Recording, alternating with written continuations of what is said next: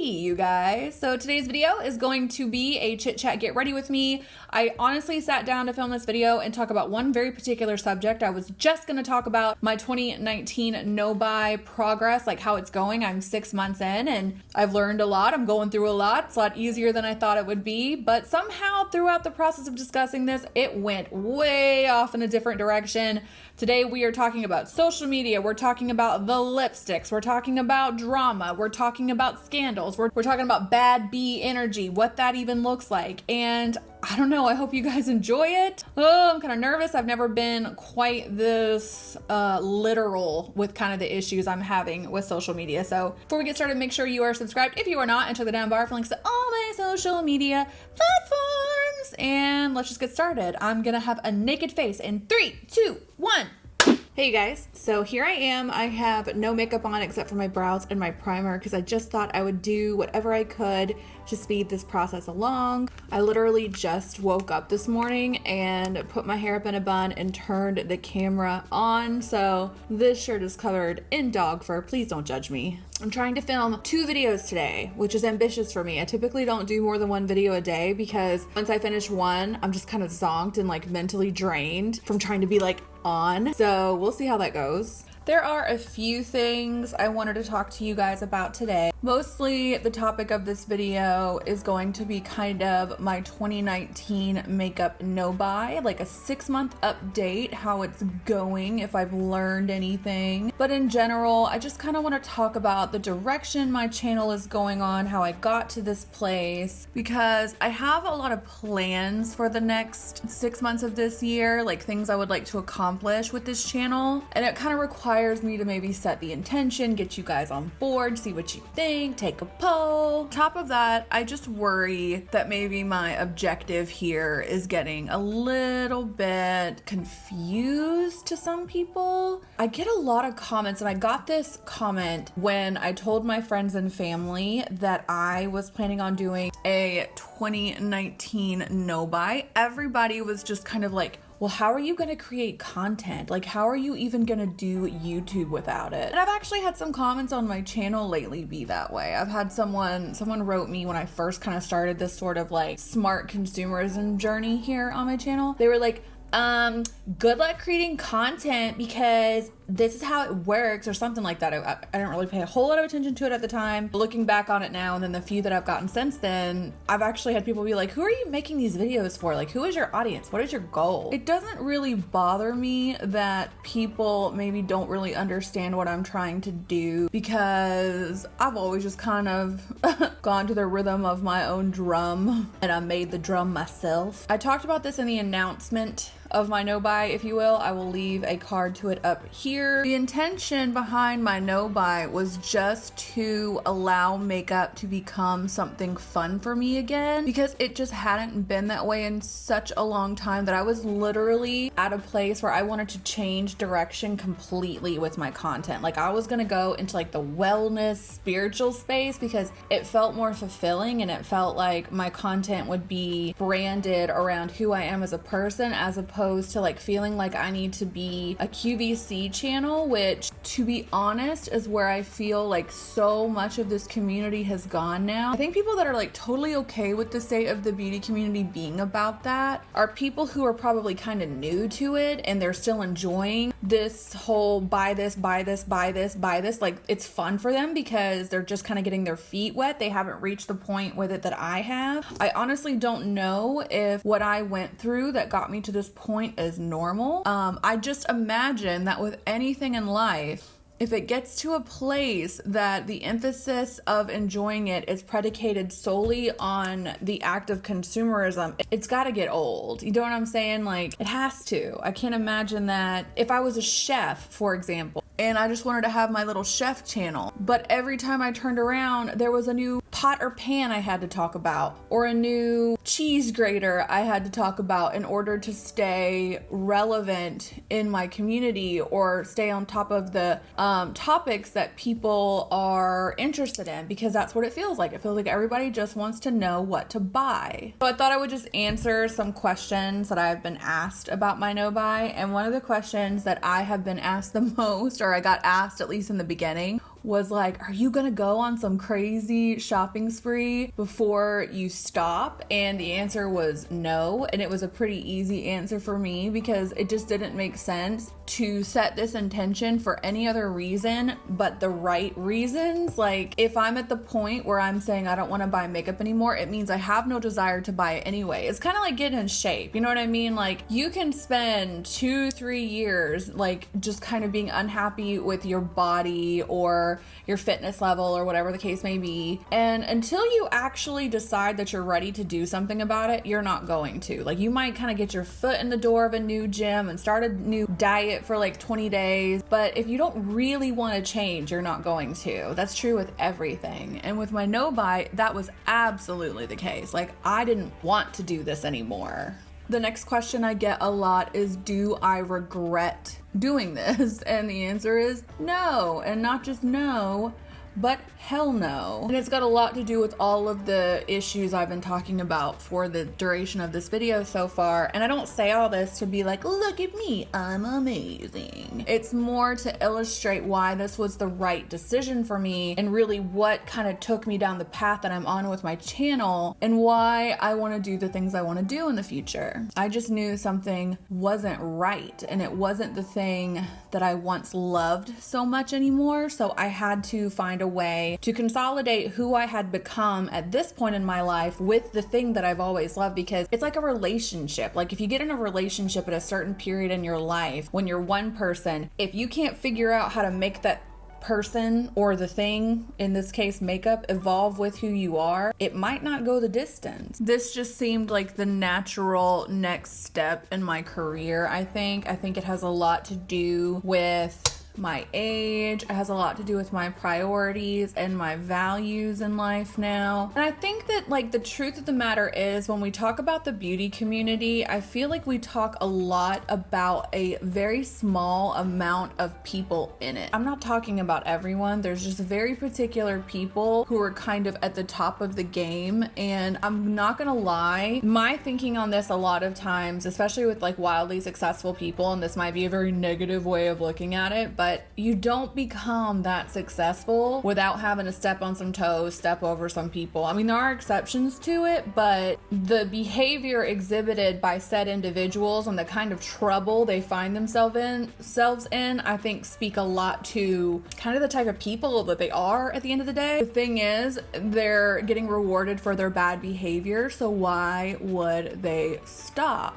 I just want to see a little bit of balance restored to the industry. I feel like there is no balance. There's no balance in the way content is produced. There's no balance in the types of content that is produced. There's no balance in the messages. I've talked in recent videos about how I feel like a lot of influencers have kind of lost touch with who their audience is based solely on the types of products and the lifestyle that they're kind of advertising to their followers. Now, on the one hand, you might have certain influencers like Jeffree Star, whose entire persona, I guess, is built on this extravagant, hyper materialistic type of thing. And I personally don't get off on that kind of thing, but I will say at least he's upfront about that. He doesn't really make a lot of apologies for it. And I think anyone who really assesses the situation could probably look at it and know that he's playing a character. Do you know what I mean? I'm absolutely not saying any of this to be in support of Jeffree Star. I'm not going to talk on any of my personal feelings of whether I like certain influencers or not, because like I said, once you do, I've said it a million times, once you do that, people just stop hearing what you're saying and they immediately want to label you a hater or negative when really you're just commenting on kind of the bigger picture of a situation. So I try to be vague, but now there's been like a recent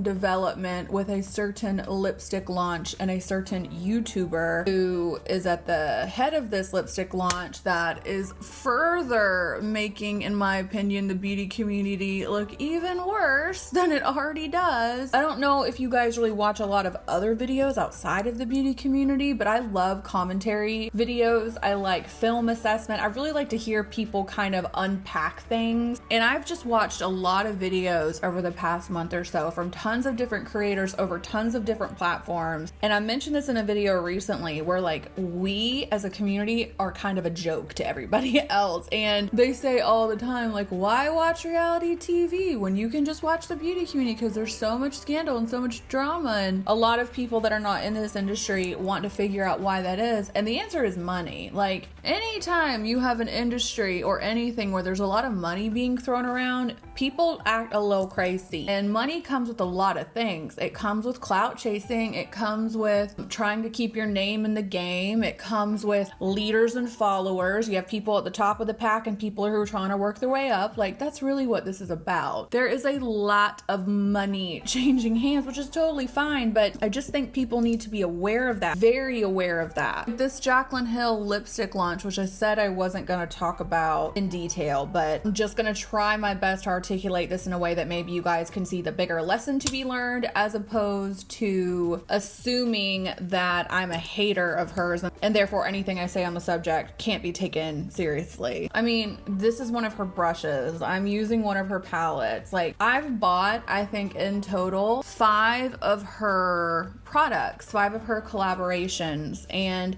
for the most part, with the exception of one of them that I own, I don't have any problems with any of them.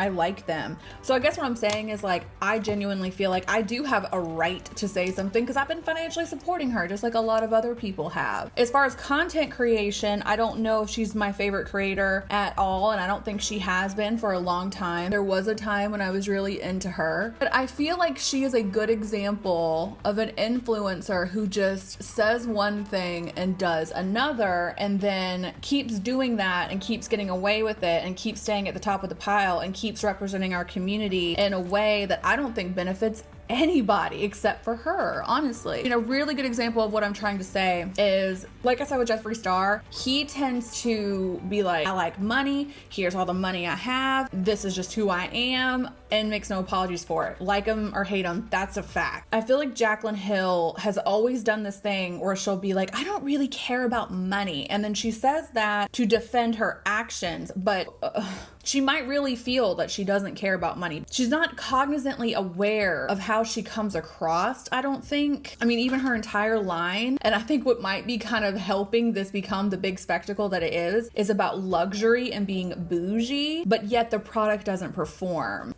In some ways, I find those lipsticks to be a very big metaphor for the beauty community as a whole. Like, there was so much hype brought up around them, and the packaging and the marketing of it is very, like, you know what I'm saying? And then when it actually came down to it, what was inside wasn't much to write home about. My issue with this entire situation is, it's like, listen, I don't think it's a fun situation that she's in right now at all. I don't envy anything about the situation she's in. I feel like, though, she's kind of the least of my concerns as far as this is like going. I don't really, she'll get through this. She'll be fine. She does every time she lands on her feet. It's wild to me.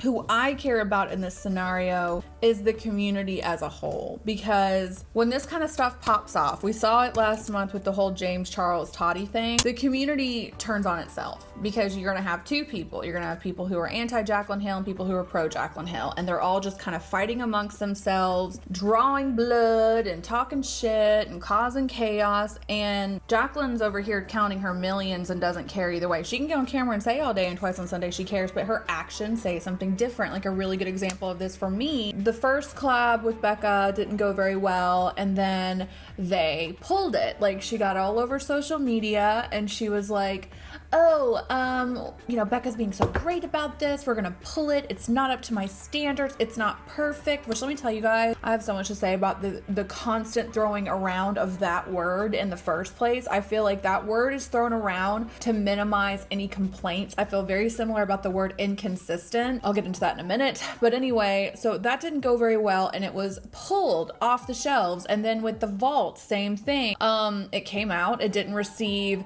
like gushing over overwhelmingly positive reviews. So the word not perfect and inconsistent got thrown around, and then the vault got pulled for a time. So it's very telling to me that now the issue stems beyond inconsistencies or a lack of performance. It's actually something people are concerned about and have a lot of questions about, and I think we're owed answers when it's a product that you're trying to sell to people. You know, when she did that explanation or apology video and she didn't touch on like a huge portion of questions, one of the biggest ones being the batch code issues, that was very telling to me. Like, sometimes you have to pay attention to what people don't say to get kind of the big picture. And listen, I can't stress it enough. I don't have like some sort of vendetta against her as a person. I just think that what she says and what she does consistently do not line up. And if you're someone like a staunch supporter of her and you just feel like you owe it to her to ride into battle and fight for her honor against anyone who doesn't agree with that, like, I just honestly, I don't understand it. Like, no one, once again, benefits in that situation except for the influencer at the center of the scandal. I think it's a big reason we keep having scandals, because nothing happened and she's gonna come back and everyone's just gonna forget about it. And that bothers me because I think that it kind of creates a situation where people, like the viewers of this type of stuff, are undervaluing themselves a lot in the interest of someone else. And that is how companies, politicians, manipulative people in your own life get away with what they get away with, because you are prioritizing somebody else's situation, someone else's feelings, someone else's money, someone else's reputation over your own. If somebody comes out and they start poking holes in an influencer's story about something, and then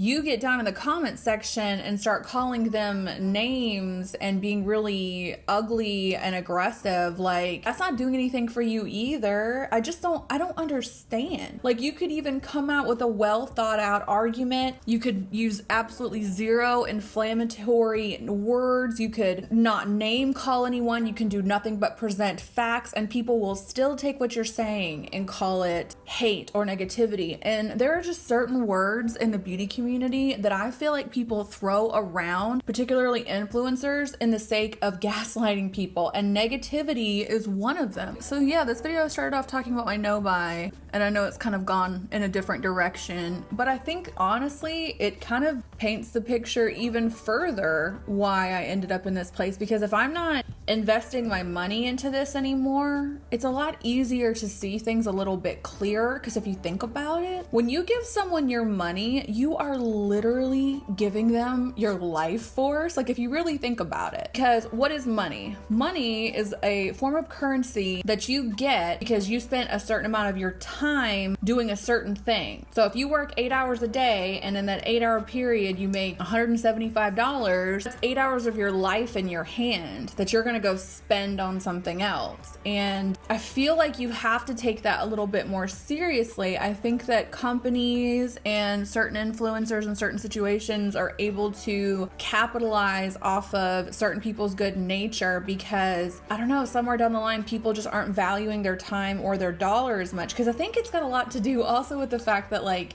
consumerism and buying stuff is literally like a hobby now. It's something you do. I feel like it's just treated like something that's meant to just like pass the time. And once again, who does that benefit? It benefits the people who are selling to you. I know this is getting really, really big and it's kind of like transcending the makeup industry for me after a while, but that's because this is bigger than the makeup industry to me. This is life. This is your actual relationships with other people. This is how you value yourself. This is consumerism. This is the economy. This is all of that stuff. I saw this quote one time and it was talking about work ethic and kind of the type of person you are based on the little things that you do. So I think this person was using grocery carts as an example. You know how there's certain people that will just leave their grocery cart in a perfectly good empty parking spot and then just walk to their car instead of put it back where it comes from? The guy said something like, If you're too big to do the little things, you're too little to do the big things. And I feel like that's true with stuff like that. Like, I feel like the way you do one thing in life is probably the way you do many things in life. And that's why the whole beauty community thing gets me riled up, because if you're not willing to question the motives or be very clear with yourself about one thing that you're dedicating your money, which, as I just said, was like your life force to, what's to say that you're not gonna let real people in your real life take advantage of you the same way?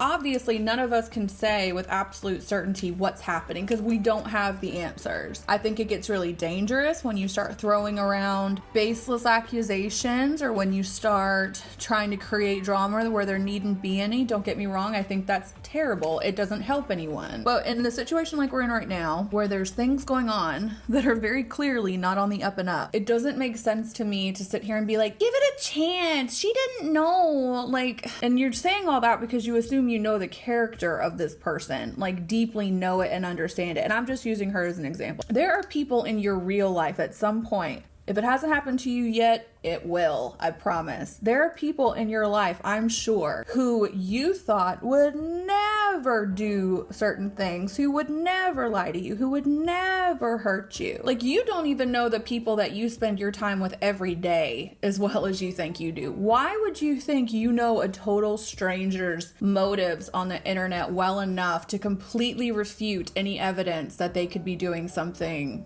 not so awesome? So yeah, for me, I'm still pretty frustrated by all of this and I'm annoyed by it, but the good news is, since I've gone on this low/no buy, I definitely feel a lot happier hanging out in my own lane and making my own kind of content and speaking my mind and being very honest and not playing the game anymore. Like, I don't really care if it makes me a social media pariah or anything like that, because this type of discussion is so much more fulfilling to me.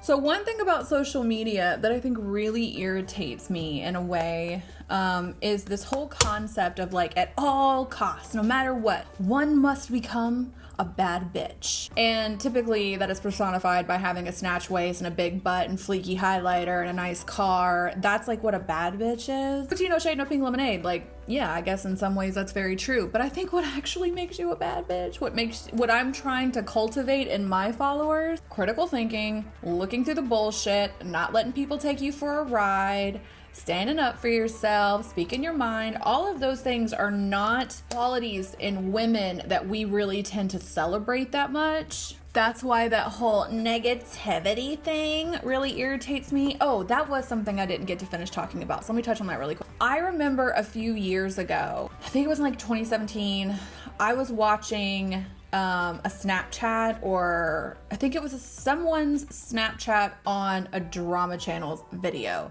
I genuinely can't remember who it was, but whoever this person was talking, and they were referring to criticism they were getting as negativity, which is something that I see a lot of in this community. It really bothers me because let's just look at statistics, okay? I'm not saying the beauty community is comprised solely of women. There are men in this community as well, but we are mostly women. We'll say it's probably 80-20, 75-25, mostly women. Women are already, from a very young age, conditioned to be seen and not heard, be positive, be kind, at all costs. And I feel like that is to our detriment. Now to have a community that some of us work in, consume a lot of content around, are buying products because of, tell us that every time we say something that is not in the best interest of someone else, it's negativity. I think it's very gaslighty. And anytime someone comes at me with that crap and says I'm being negative, all I can think is like, you're obviously not listening to what I'm saying, because I might state opinions, but I try my best to cite facts or examples to kind of support that. I'm not calling anyone names. Do you know what I mean? I'm not making allegations against people that can't be proven. I'm not looking for the bad in a good situation. I'm talking about issues, like problems. I really hate that word is brought up all the time. I also really hate the word perfect. And in this instance with Miss Hill's launch, she just keeps saying over and over again, I'm sorry, it's less than perfect. Have you ever been in an argument with somebody before and you're not seeing eye to eye on a particular subject, and that person looked over at you and they were like, oh, well, I'm sorry, things aren't perfect? That's like what I hear when that's being said.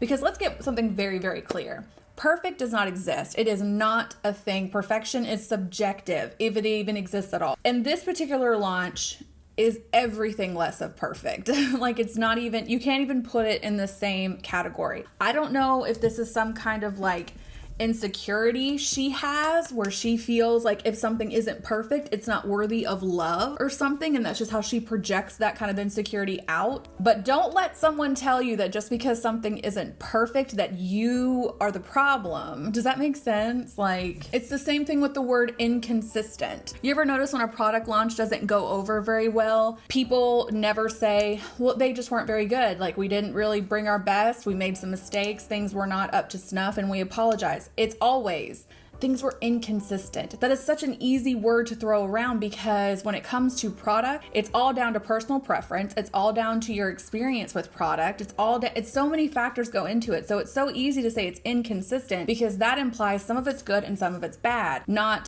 as a whole, it's probably not up to snuff. You could just say it's inconsistent. Words are powerful. They have meaning. They are meant to construct narratives. They're meant to paint pictures. They're meant to either get you on someone's side or get you opposed to them. So you can't really take everything people say for granted, especially when it's words that you hear a lot. Pay attention to words that people use to deflect any type of blame or responsibility. And like I said, negativity is the one that like so overused now that it means absolutely nothing except it means I don't agree with you and you're being negative. I've said this in a video before that this use of the word negativity is actually something that's being used to like control the narrative around a situation. The example that I gave was like, could you imagine a world that you could ever live in real life, where let's say your fiance said some stuff, wasn't adding up, didn't make a lot of sense. It kept happening over and over again. Your gut was telling you something was wrong. Your brain's telling you something's wrong. And then you approach him or her and you're like, hey, so this is something I've noticed. This keeps happening. This is an issue over and over again. If it walks like a duck and it talks like a duck, it's probably a duck. Like, what's going on? Something's amiss here. And he looked at you and said, why are you being so negative? Why are you such a negative person? Why do you have so much negativity? That would be borderline abusive, narcissistic personality disorder type behavior. You wouldn't stand for it, I hope.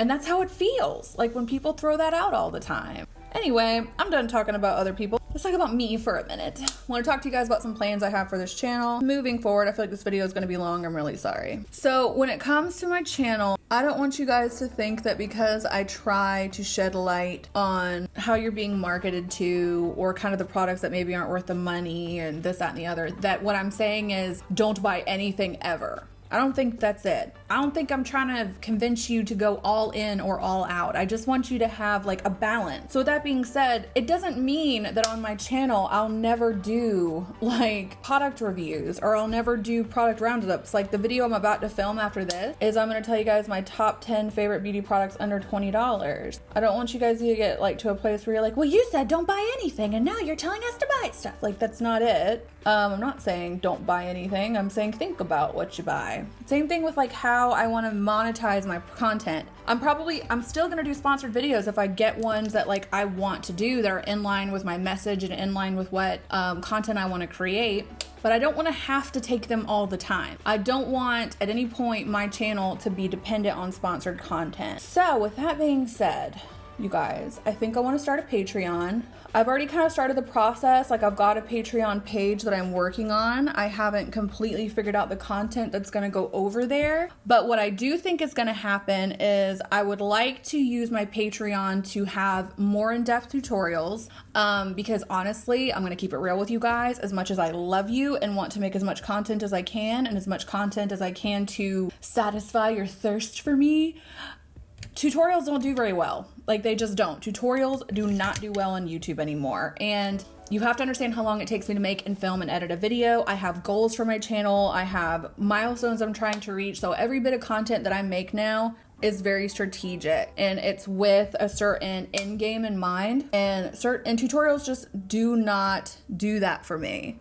So what I'm thinking I would do over on my Patreon is do very in-depth tutorials of whatever it is you guys want to see. So I feel like I would like to move most tutorials over there. Chit Chat Get Readies with me or makeup where I'm sitting here and talking to you guys are different. But to actually do a tutorial, like I said, it doesn't do well on YouTube anymore, and I'm sorry for that. So another thing that's coming on my channel very soon will be how to make a capsule makeup collection. So what I would like to do is I think I'm gonna do it every quarter or maybe every season, just so we can change it up. I'm going to have a collection of makeup that it's all I wear on camera for 3 to 4 months, because I want to teach you guys just how far your existing makeup collection can go. And what I think I'd like to do is on Patreon to kind of like help take that a little further is maybe I would do things like send you guys out PDFs of dupes for the things I'm picking. Maybe I'll have a Facebook group where we can all share inspiration and the different ways we're using all of our products. Like, I really want to just use Patreon to give more of my content in a way that puts me in a position where taking sponsored content and things like that is almost something I never have to do, because I feel like that's kind of how you make money here. And it's not that I think everyone who does sponsored content is lying or it's not a good way of doing business, because that's not true. Every bit of sponsored content I've done on my videos, I've done with brands or companies that I thought were in line with my values and my message, but I just would like to have to do it as little as possible. So if you guys are interested in this, it won't be a lot, you know, there'll be tiers. It'll go from $1 to $10. I'll figure it out. I'll do everything I can to make that content as worth every single solitary dollar you give me as possible. But if you guys have any ideas of, you know, types of content in particular you'd like to see over there, like I would like to do live streams with you guys. I would like to do all kinds of stuff over there. I'm very excited about it, but I just don't know how well received it's going to be. Creators gotta make money. We gotta do what we gotta do. And I just wanna do it in a way that benefits you guys as much as possible, if that makes any sense. And me, of course, but you guys too, clearly. So I needed to do a costume change and fix my hair really quick, which I'm still not totally used to, but I'm getting there. It is what it is. Anyway.